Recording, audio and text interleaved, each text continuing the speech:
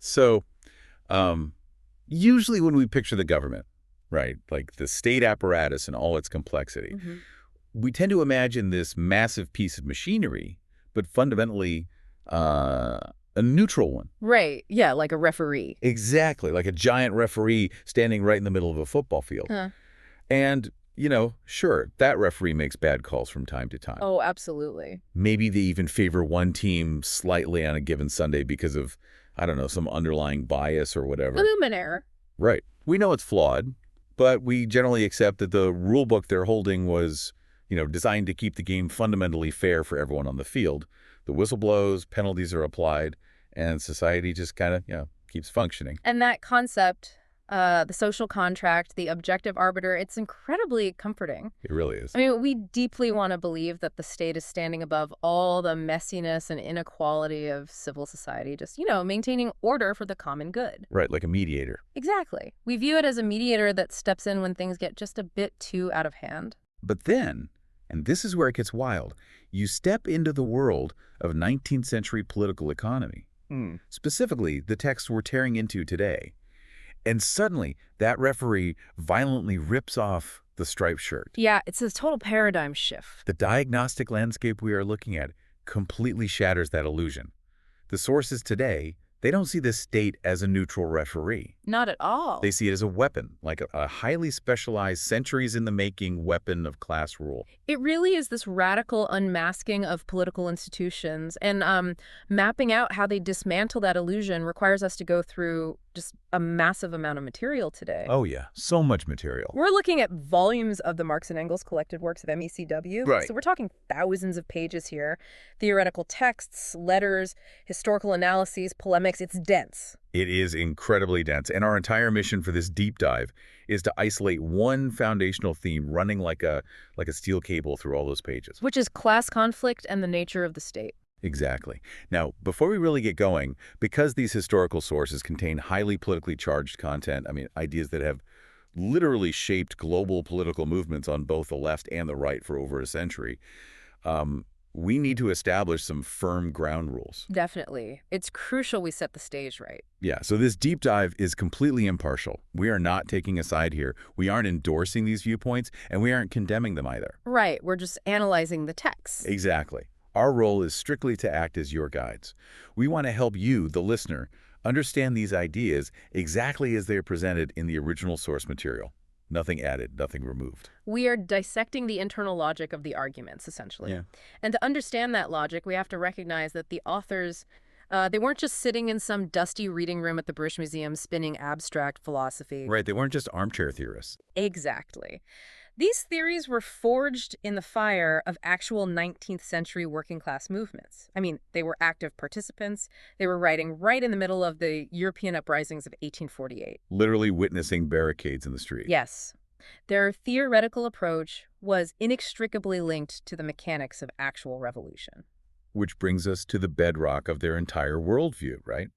The core thesis across these volumes is that all recorded human history, at least since the end of early primitive communal societies, is essentially the history of class struggles. That's the engine. That struggle is the engine driving human development for them. Right. But let's skip the dictionary definitions today, because anyone following this topic already knows the basic setup. Yeah. You have the bourgeoisie, the owners of the means of production. The capitalists. Yeah, and the proletariat, the propertyless workers. What I really want to dig into is the sheer historical momentum these texts assign to the bourgeoisie. It's massive. Because we tend to associate the term bourgeoisie with traditionalism. Right. Right, maybe even like a conservative defense of the status quo. But the sources actually portray them as this aggressively revolutionary force. Oh, the historical agency the texts give to the bourgeoisie is staggering. I mean, they trace this class all the way from the serfs and chartered burghers of the Middle Ages. Right. But the true catalyst, according to the text, was global expansion. The discovery of the America. Exactly. The discovery of the Americas, the rounding of the Cape of Good Hope, opening up the East Indian and Chinese markets.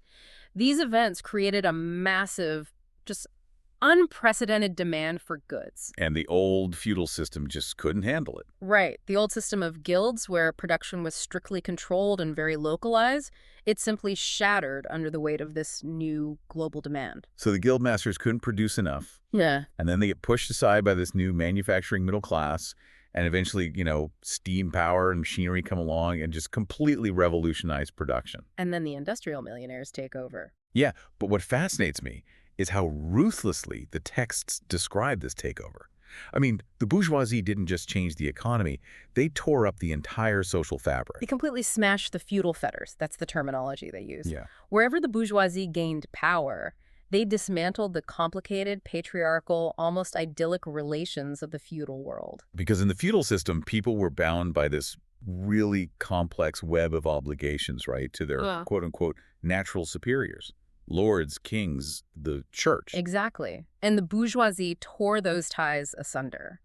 The text says they left no other nexus between human beings than naked self-interest and callous cash payment. Callous cash payment. It's such striking language. It really is. They argue the bourgeoisie drowned religious fervor and chivalrous enthusiasm in the icy water of egotistical calculation. Icy water of egotistical calculation. Oh. So they introduced free competition, which obviously required building gigantic productive forces. Right, massive industrial forces. I think the text literally says they conjured up more colossal productive forces than all preceding generations put together. But, and here is the massive paradox at the center of this engine. The contradiction. Yes, by building these world-spanning productive forces, they birthed their own shadow. The bourgeoisie, they cannot exist without wage workers. They need a constantly expanding army of people to run these machines. And those wage workers, the proletariat, they are defined strictly by their relationship to that machinery and that production. Right, because they don't own any land. They don't own land, they don't own factories, so they are reduced to selling their labor power piecemeal by the hour or the day, literally just to survive. They become a commodity. Exactly, and as a commodity, their lives are subjected entirely to the fluctuations of the market and the chaos of competition. Right, if the capitalist machine doesn't need them to generate profit today, they don't work and they don't eat. It's that brutal. I keep picturing this dynamic, like a brilliant, obsessive scientist who invents this world-changing engine. Right. The engine is a total miracle of engineering, but it requires a staggering amount of manual labor to keep it fueled and running. Okay, I like this analogy. So the scientist engineers a brand new species of people whose only purpose is to shovel coal into this engine.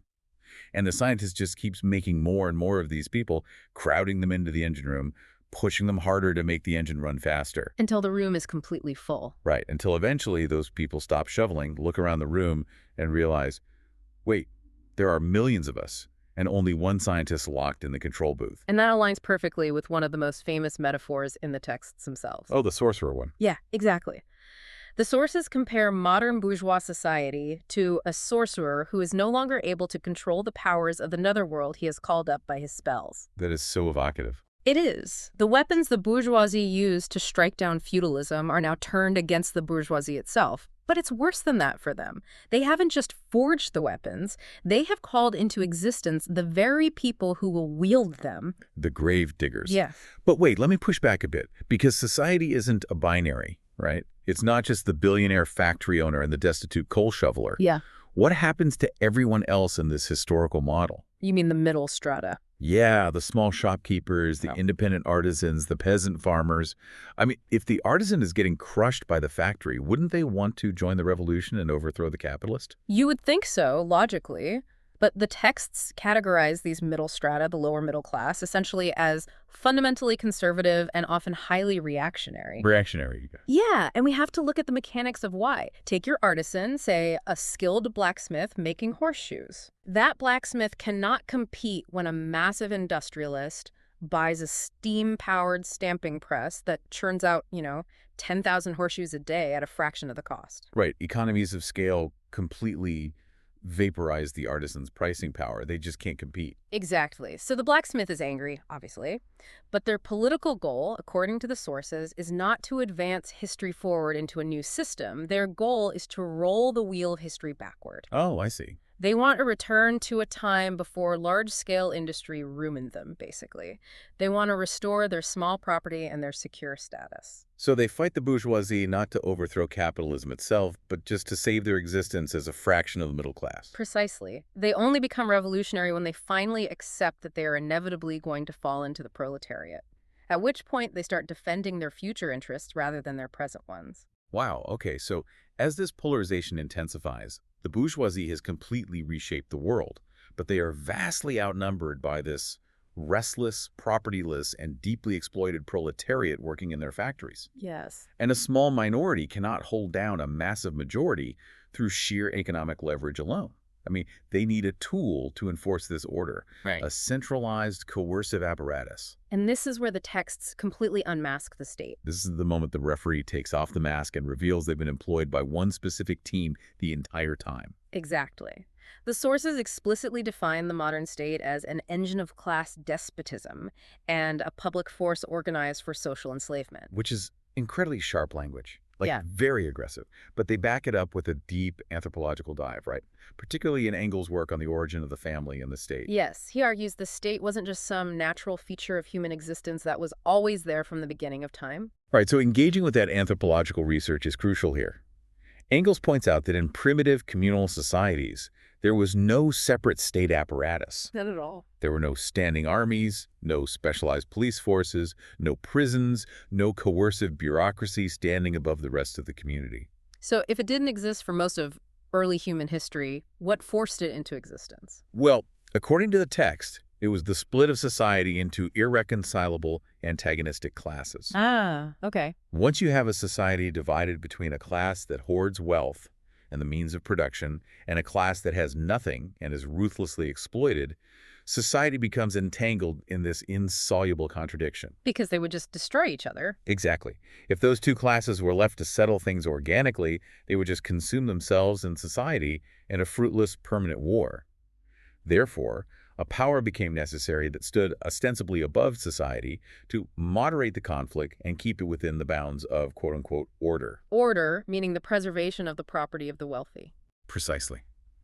That power, arising out of society but placing itself above it and alienating itself more and more from it, that is the state. And because it arose in the midst of this conflict, it becomes, as a general rule, the state of the most powerful, economically dominant class. Right. Through the medium of the state, the economically dominant class becomes the politically dominant class. So the ancient state was the organ of the slave owners for holding down the slaves. Yep. The feudal state was the organ of the nobility for holding down the serfs. And the modern representative state is the instrument for the exploitation of wage labor by capital. The phrase that always sticks out to me is when the text calls the executive of the modern state, but a committee for managing the common affairs of the whole bourgeoisie. It's not a government, it's a board of directors. Exactly. But I do struggle to buy that completely when I look at the mechanics they describe, specifically regarding taxes and debt. Oh, this part is fascinating. Because the text says taxes are the economic existence of the state, but then it goes further and claims the state essentially gets bought up by the bourgeoisie through the national debt. Right. How does a government issuing bonds translate into the wealthy class completely controlling the government? Let's trace the mechanics of that credit leverage, because it is brilliant and honestly incredibly prescient for today. As the modern state grows, it requires massive funding, right? Yeah, to maintain its standing army, its naval fleets, the expanding bureaucracy, infrastructure, it's expensive. Very expensive. And taxation isn't always enough, especially during crises or wars. Yeah. So the state has to borrow. Yeah. It issues government bonds.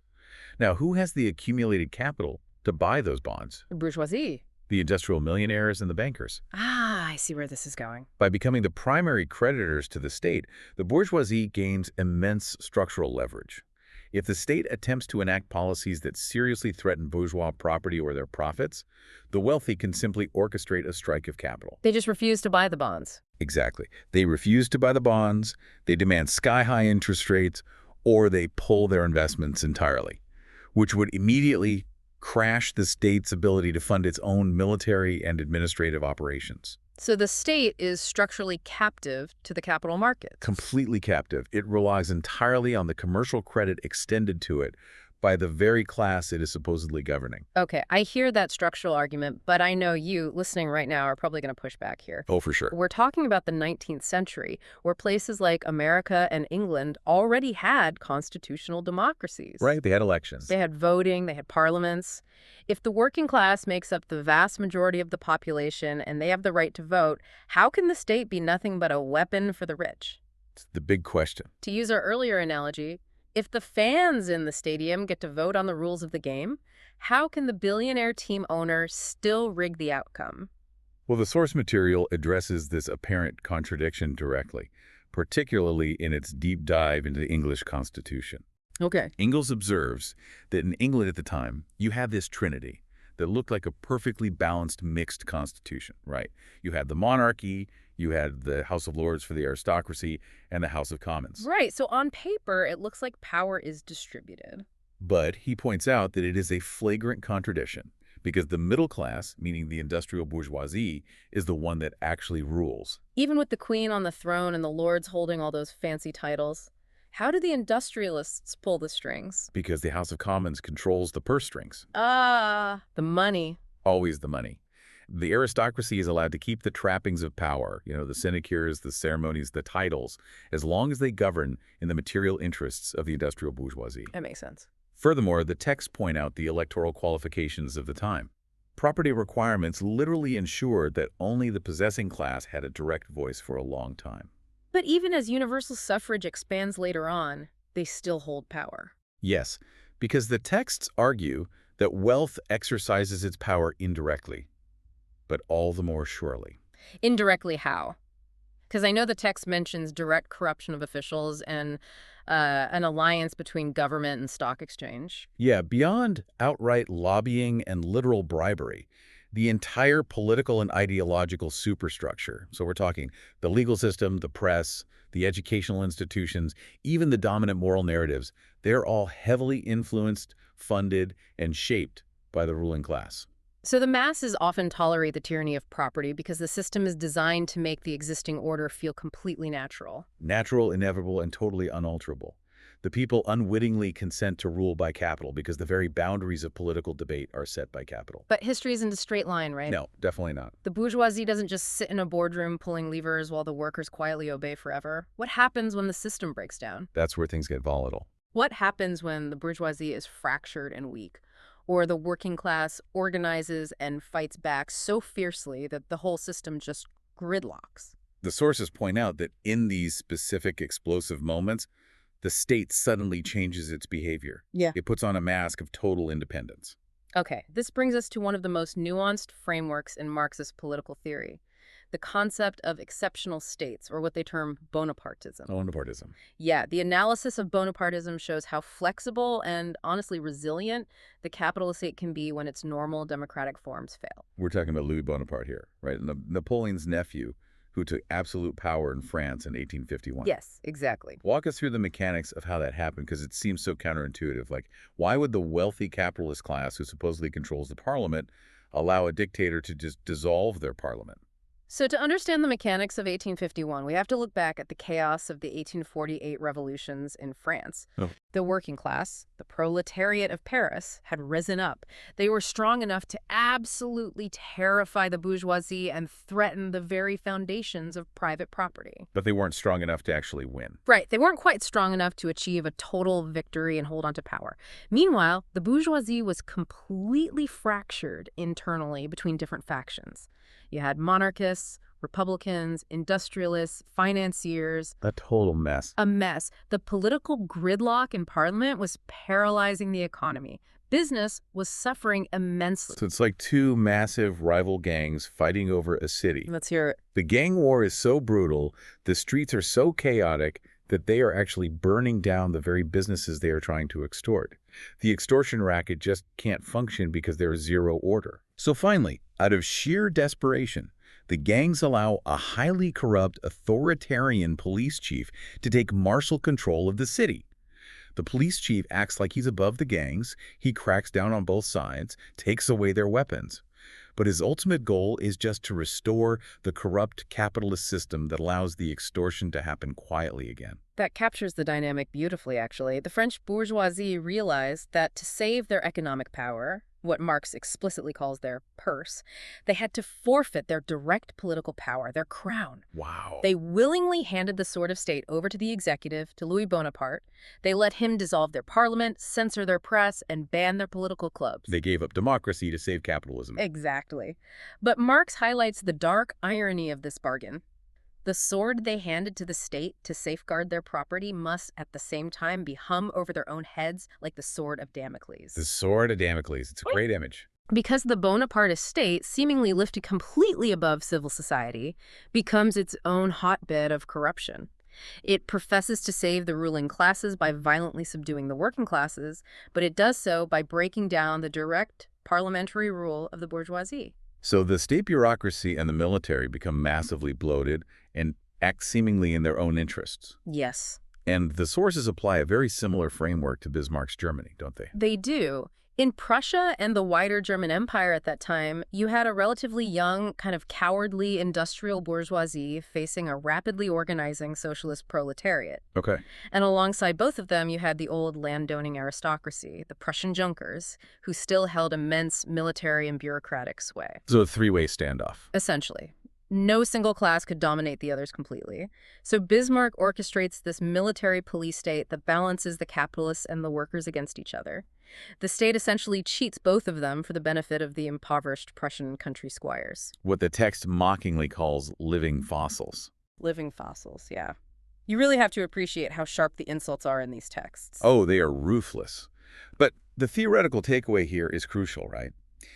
Even when the state appears totally independent, even when a dictator is literally throwing bourgeois politicians in jail, the state remains a capitalist machine. Unquestionably. It is still enforcing the underlying economic order of wage labor and private property. It preserves the material conditions of exploitation, even if it drastically changes the political management. Okay, so whether the state is managed directly by a bourgeois parliament or heavily managed by a Bonapartist dictator, the underlying engine of capitalism is still running hot. Very hot. But the sources argue that this engine has a fatal structural flaw.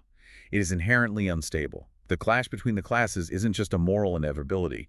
It is driven by cold economic math. The mechanism driving this inevitable clash is the commercial crisis. And the texts describe a type of crisis that was absolutely unprecedented in human history up to that point. Right, the crisis of overproduction.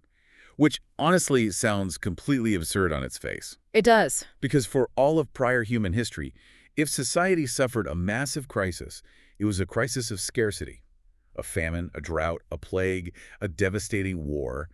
There literally wasn't enough food or resources to go around, so people starved. Yeah, a lack of things. But capitalism creates a crisis of too much. It is deeply absurd, and that is exactly the author's point. The text describes how, during a commercial crisis, society suddenly finds itself put back into a state of momentary barbarism. Momentary barbarism. It appears as if a famine or a universal war of devastation has cut off the supply of every means of subsistence. Industry and commerce seem to be totally destroyed. And why?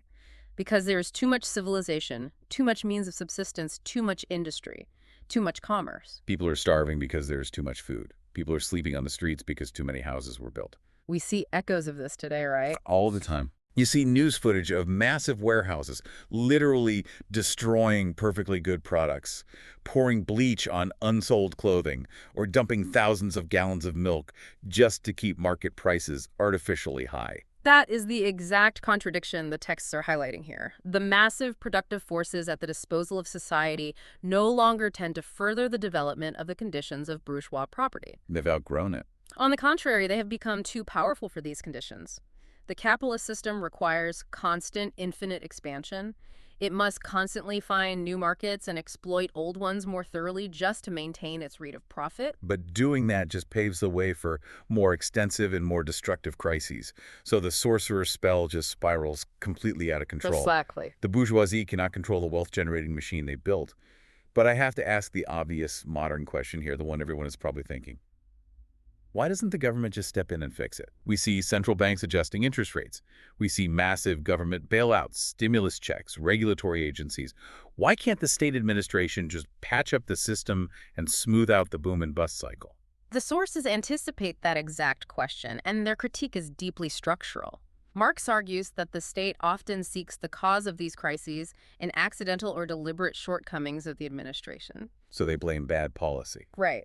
Therefore, the state seeks the remedy in administrative measures, a new regulation here, a bailout there, maybe a new tax code. But the profound point he makes is that the state is the contradiction between public and private life. Elaborate on that. How is the state the contradiction itself? The state is built upon the foundational chaos of civil society. It rests upon private property, the anarchy of the free market, and the ruthless competition of individuals. Okay, I'm tracking. The state cannot abolish the impotence of its own administration without abolishing the private, chaotic, economic life that it rests upon. Think about it. If the state tried to truly, deeply organize all of production to completely eliminate overproduction and crises once and for all, it would have to dictate exactly what is produced, by whom, and for what exact price. It would have to abolish private property and the free market. Which means it would abolish its own foundation as a bourgeois state. It would cease to be capitalist. Precisely.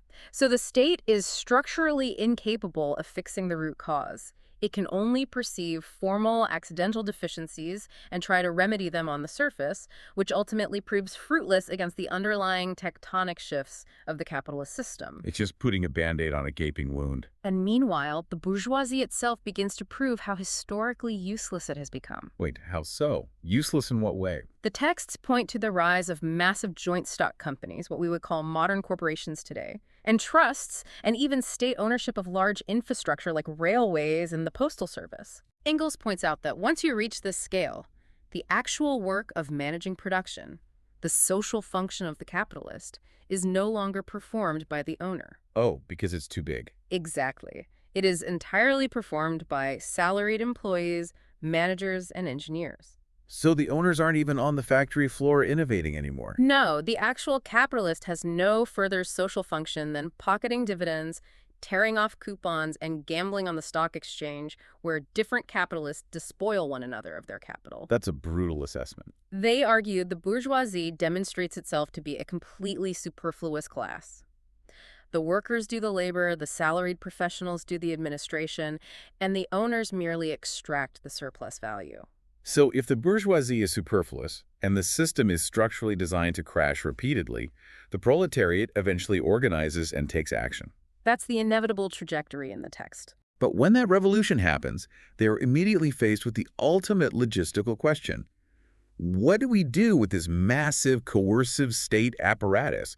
We talked about how the state is a weapon perfected over centuries to oppress the working class. Right. So if the workers win, do they just pick up the weapon, dust it off, and point it the other way? That is perhaps the most pivotal question in Marxist political theory. And their answer evolved significantly based on real, bloody historical events. Specifically, the Paris Commune of 1871. We really need to dive deep into the Paris Commune, because it seems to be the crucible where these theories were truly tested in real time. It absolutely is. What actually happened in Paris, and why did it change Marx's view of the state so drastically? The Paris Commune was a radically brief, intense period lasting only about 2 months, where the working class and the National Guard actually seized control of Paris. This was right after the collapse of the French government during the Franco-Prussian War. Right, the official government fled to Versailles, didn't they? They did, and the workers were just left to run this massive city on their own. And how did they run it? Did they just elect new people to the old bureaucratic posts, like swapping the names on the office doors? No, and that is the critical revelation. They immediately realized that the old state machinery was designed purely for oppression. You couldn't just use it for liberation. So they began to dismantle it from the ground up. How? What were the specific decrees? First, they abolished the standing army entirely and replaced it with the armed people, the National Guard. Wow. Then they decreed that all public officials, magistrates, judges, police were to be elected by universal suffrage. And crucially, they were subject to immediate recall by the voters if they failed in their duties. That's a massive shift. Accountability on a hair trigger. If you mess up, you're out that same day. Exactly. Yeah. Furthermore, they stripped away the financial privileges of the bureaucracy. The Commune mandated that all public service had to be done at a workman's wage. Wait, really? No more highly paid state dignitaries? None. They stripped the police of their political attributes, turning them into responsible and recallable agents of the Commune. They were systematically tearing apart the old machinery piece by piece. And this led Marx to one of his most famous conclusions, right? The quote, "The working class cannot simply lay hold of the ready-made state machinery and wield it for its own purposes." Yes, the political instrument of their enslavement cannot serve as the instrument of their emancipation. It is such a profound realization. All previous revolutions in history, the French Revolution, the uprisings of 1830 and 1848, had merely passed the bureaucratic military machine from one ruling class to another. The machine itself, with its ubiquitous organs of standing army, police, bureaucracy, clergy, and judicature, was only perfected by each successive regime. The proletariat couldn't just put new drivers in the old seats. I always think of it like trying to bake a delicate cake, but the only tool you have in the kitchen is a massive diesel-powered cement mixer. That's a visceral image. The bourgeois state is a machine perfectly engineered over centuries to exploit wage labor, protect private property, and crush dissent. You can't just elect a worker, put them in the driver's seat of the cement mixer, pull a lever, and expect it to magically start baking cakes. It's the wrong machine entirely. Year ratios are designed for crushing, not nurturing. You have to scrap the machine completely. That analogy captures the necessity of the break perfectly. The proletarian revolution must smash the old machine. But, and this is where the theory gets highly contentious, they don't just smash it and then live in some chaotic void. Right, they replace it. They replace it with a new, temporary transitional form of state power. This is what Marx famously called the dictatorship of the proletariat. Okay, we need to pause here and heavily contextualize this phrase, because for a modern listener, the word dictatorship triggers immediate, visceral images of 20th century totalitarianism, autocrats, secret police, and one-man rule. Oh, absolutely. It carries massive historical baggage. What did the term actually mean to a 19th century political theorist? It is vital to read it in its 19th century historically informed context. They were drawing directly on the Roman Republic concept of a dictator. Which was what, exactly? In Rome, a dictator was a temporary magistrate given extraordinary emergency powers strictly to resolve a specific crisis, after which the power is relinquished. Okay. Temporary emergency powers. For Marx, dictatorship did not mean the tyranny of a single individual. It meant the absolute class rule of one entire segment of society over another. So just as they argued that the bourgeois state, even a democratic republic with voting, was fundamentally a dictatorship of the bourgeoisie because the capitalist class inherently ruled the system. Yes. This new phase would simply be the working class holding that absolute power instead. Exactly. It is a revolutionary transition phase. The proletariat must organize itself as the ruling class, seize political power, and use it to forcefully strip capital from the bourgeoisie. Centralize everything. Yes, the goal is to centralize all instruments of production in the hands of the state, which, in this transitional phase, is simply the proletariat organized as the ruling class. But it's not a polite debate in a parliament.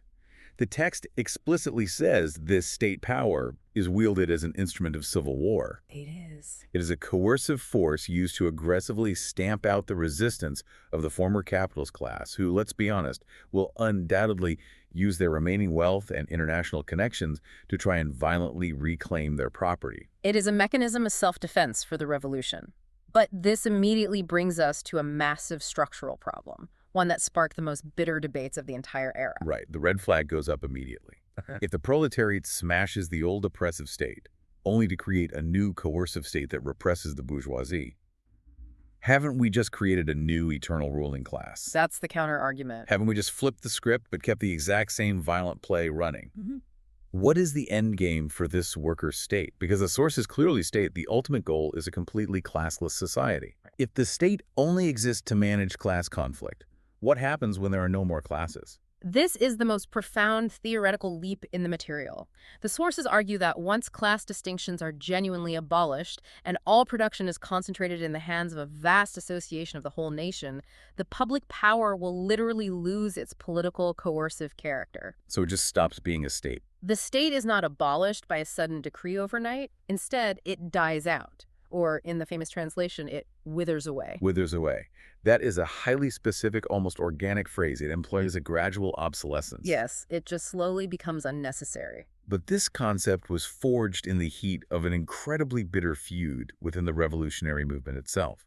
I want to talk about the massive clash between Marx and Engels on one side and the anarchists, led by figures like Mikhail Bakunin, on the other. Oh, this debate tore the First International apart. The debate was incredibly fierce because both sides seemingly agreed on the final destination, right? A stateless, classless, free society. But they violently disagreed on the road to get there. The anarchists demanded the immediate total abolition of the state out of hand on day one of the revolution. Day one, just smash it and don't rebuild anything. Exactly. Bakunin and his followers believed that any state, even a so-called worker state, was inherently authoritarian, corrupting, and evil. They argued that authority itself is the ultimate enemy. So how did Marx and Engels respond to this demand for immediate abolition? They critiqued it as a dangerous utopian fantasy that would inevitably lead to the immediate slaughter of the working class. Strong words. Engels argued that abolishing the state before abolishing the material economic conditions of class rule is literally impossible. Why? Because if the workers somehow succeed in a revolution, lay down their arms, and completely abolish their own state power the very next day, what happens? The former capitalists march right back in. Exactly. The capitalists still have immense wealth, military expertise, and the backing of other capitalist nations. They will simply march in, crush the defenseless revolution, and restore the old order. So the workers need the coercive power of the state, temporarily, just to survive the counter-revolution. It's viewed as a necessary evil. Essentially, yes. Which brings us to the concept of a free people's state, which was a very popular slogan among some German socialists at the time. Oh, right. Engels really went after that phrase. He ruthlessly mocked it. He said that a state is inherently an instrument of force and repression. As long as the proletariat still uses the state, it does not use it in the interests of freedom, but strictly in order to hold down its adversaries. So there is no such thing as a free state. Therefore, it is utter nonsense to speak of a free state. And as soon as it becomes possible to truly speak of freedom, because class antagonists have been completely eliminated, the state as such ceases to exist. But let me channel the modern anarchist perspective here for a second, because Bakunin's argument that any central authority implies domination and slavery, that still resonates today. It does. It's a very appealing idea. If we project into this future stateless society, you still have a massive globe-spanning industrial economy. You have power grids, international shipping, complex supply chains. Don't you need someone to be in charge? Someone has to ensure the trains don't crash into each other? Logistics don't just happen by magic. Right. I want to bring up Engels' essay on authority from the sources, because he tackles this logistical nightmare head on. On Authority is a brilliant, highly pragmatic essay. It directly challenges the anarchist vision of total spontaneous autonomy. Engels basically says, look at the material reality of modern industry. Look at a massive cotton spinning mill, or a sprawling railway system, or a ship navigating the high seas in a storm. You can't just have a vote on every single action.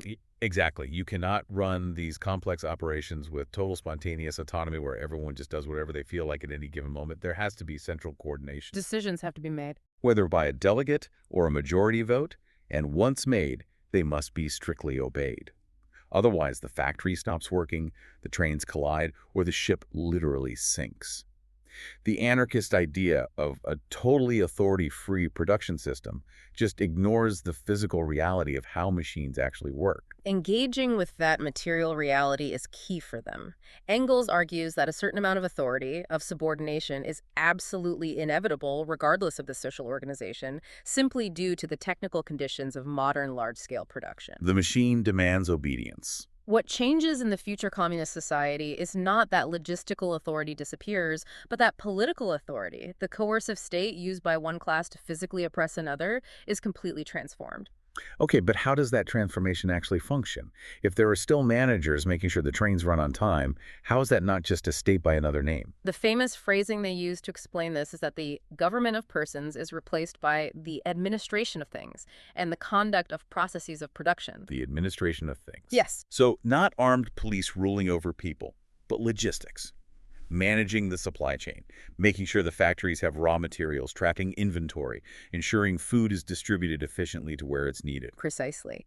The text argues that the first act, by virtue of which the state really constitutes itself the representative of the whole of society, which is taking possession of the means of production in the name of society, is, at the exact same time, its last independent act as a state. Because there's no one left to oppress. Because once there are no more classes to oppress, state interference in social relations becomes, in one domain after another, completely superfluous. It just goes to sleep. It dies out of itself. It's a staggering conceptual shift. I mean, the sources describe a future horizon where humanity, finally the master of its own social organization, becomes at the same time the lord over nature, its own master truly free. It's an incredibly optimistic vision at the end of all this conflict. People are no longer subjected to the blind, anarchic, destructive forces of the free market, and they are no longer subjected to the oppressive, violent machinery of a class-based state. It is the ultimate culmination of this immense theoretical framework we've been unpacking today.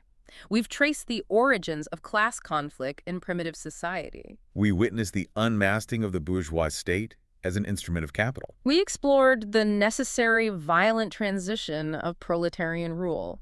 And finally arrived at the vision of a society where the state simply dies out. A society administering things rather than governing people. It's a lot to process, honestly. Which brings us to the end of this incredibly dense, fascinating journey through the MECW. And to you, listening right now, you might be asking yourself, why does this deep dive into 19th century political theory actually matter for you today? Why spend an hour unpacking all of this? Because the diagnostic tools these authors developed are still fiercely relevant to the questions we struggle with every single time we read the news. Think about it. Whether you are looking at modern economic crises and inflation, or debates over who actually bears the burden of taxation, or the way governments rapidly mobilize billions to bail out massive corporations during a crash while everyday citizens lose their homes. Or the overwhelming influence of billionaires on our elections. Exactly. These sources challenge you to look past the surface. They challenge you to look closely at that referee on the field and ask, who is paying this referee? Who wrote the rule book? Who is this massive state apparatus really built to serve? They force us to examine the hidden economic foundations beneath our political institutions. They demand we question whether the crises we face are just, temporary accidents of a clumsy administration, or if they are fatal structural flaws hardwired into the system itself. But I want to leave you with a final, mind-bending thought to chew on. Something not directly spelled out in our discussion today, but deeply rooted in the logic of the texts we just read. Oh, what's that? We talked extensively about the state ultimately dying out and transforming merely into the logistical administration of things. But if the state as a coercive force vanishes, what happens to our concept of national identity and borders? Oh, wow. That is a profound implication, because the state and the nation are intimately historically linked. Right. The armed border guards, the passports, the national militaries, the flags, those are all functions and symbols of the state machinery. Yeah. If the state withers away, does the very idea of a nation wither away right alongside it? It's a heavy question. Do we become a truly borderless global humanity, simply administering the things of the earth? Or is human tribalism too deep to be solved by logistics? Something for you to chew on until next time. Thank you for joining us on this deep dive into the historical forces shaping our world, staying insanely curious.